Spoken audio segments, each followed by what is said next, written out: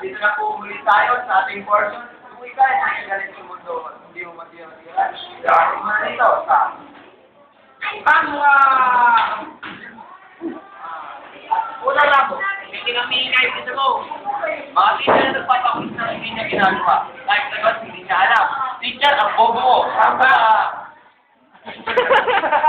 Mga teacher sa mga nagsasilagyan pero pakulit ang pakulit. Pangwa! Rambo! Ano ba yung Rambo na yan? Rambo ka! Mga kalugarang pwede na pakulit.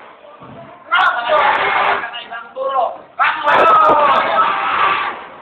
Wala nyo ba? 8-15 sa katawa. Rambo!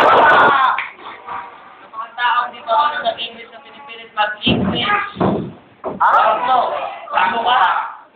Yung is Rambo, ha? Yung is Rambo. Yung mga pinagbago na nang-aapi kay Bronson, Rambo you! Rambo you!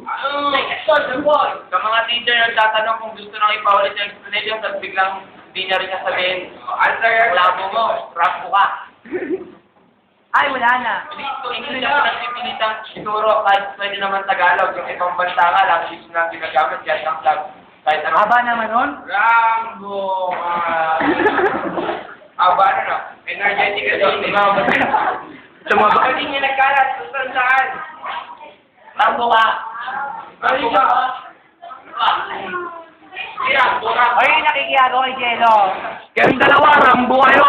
Yung nakikiago kay Jello, sa pagiging prinsesa ng relasyon.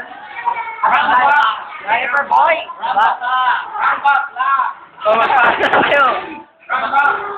May request ko. Mga nang babasin. Rambo ka.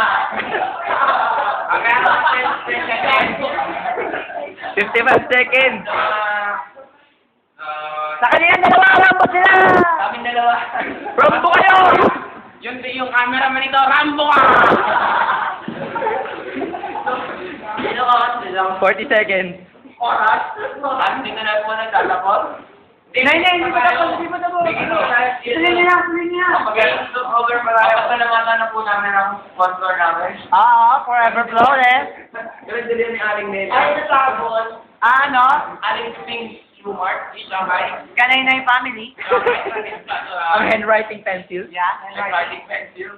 Ah. Hindi po nagtatapos? Ano ba? Kalayan medical group? Oo.